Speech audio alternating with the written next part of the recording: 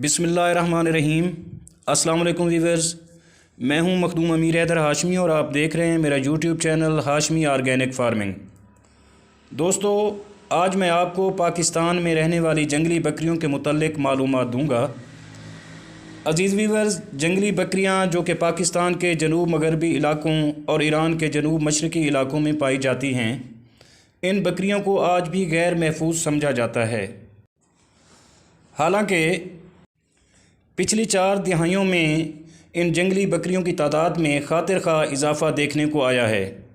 पहले इनकी तादाद कम होते होते 2000 तक आ पहुंची थी, लेकिन अब ये तादाद 20,000 तक पहुंच चुकी है, जो कि एक खुश आइंद बात है। अज़ीज़ साथियों, इन जंगली बकरियों की तरह पहले तमाम पालतू जानवर जिनको इंसान पालतू बनाकर पाल रहा है और इनसे दूध, गोश्त, खाल और गज़ के तमाम किस्म के फ़ायदे हासिल कर रहा है, ये सब जंगली थे। इंसान ने आज से तकरीबन 11,000 से 13,000 साल पहले भेड़ को पालतू बनाया था। भेड़ों को सबसे पहले मेसोपोटामिया, जो कि मौजूदा इराक़ है, यहाँ पालतू बनाया गया और इनको सिधाया गया। इनको चमड़े, दूध और गोश्त के लिए पाला जाता था। ऊन वाली भेड़ें 8,000 साल पहले फ़ारस, मौजूदा ईरान में सामने आईं और ये बहुत जल्द फ़लस्तीन और इसराइल तक मशरिक़ वस्ता की सकाफ़त में अहम हैसियत अख्तियार कर गईं। तो दोस्तों, चलते हैं अपने असल टॉपिक की तरफ, यानी जंगली बकरियों की जानिब। ये बकरियां पाकिस्तान के सूबा सिंध में पाई जाती हैं, जो कि कैरथर नेशनल पार्क दूसरा बड़ा कौमी पार्क है। ये सिंध के ज़िला जानशोरों से कराची तक फैला हुआ है। ये इन बकरियों का भी मस्कन है। जंगली बकरियों की आबादी को बेहतर बनाने का काम 1978 में पार्क में रख कर शुरू किया गया।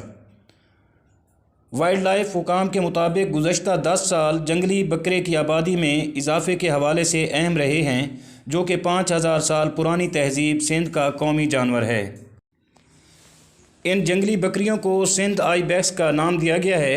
ये सिंध के अलावा बलूचिस्तान में भी पाई जाती हैं और इनके शिकार पर मुकम्मल पाबंदी है, लेकिन ट्रॉफ़ी हंटिंग को इजाज़त दी जाती है। ट्रॉफ़ी हंटिंग मुल्की और गैर मुल्की शिकारियों को हर साल 10 से 15 बकरों के शिकार के लिए आमादा करती है, जिनको एक बकरे के शिकार के लिए तकरीबन $30,000 देने पड़ते हैं। और इस ज़राए से हासिल होने वाली रकम महकमा वाइल्ड लाइफ अपने उन मुलाजमीन को तनख्वाहों की मद में देती है जो गैर कानूनी शिकार को रोकते हैं और जानवरों की हिफाजत करते हैं।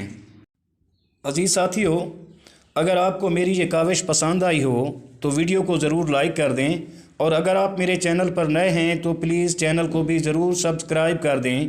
आपके इस अमल से मेरी हौसला अफजाई होगी। और आखिर में दुआ है कि अल्लाह आप सबका हामी व नासिर हो। आमीन। अल्लाह हाफ़िज़।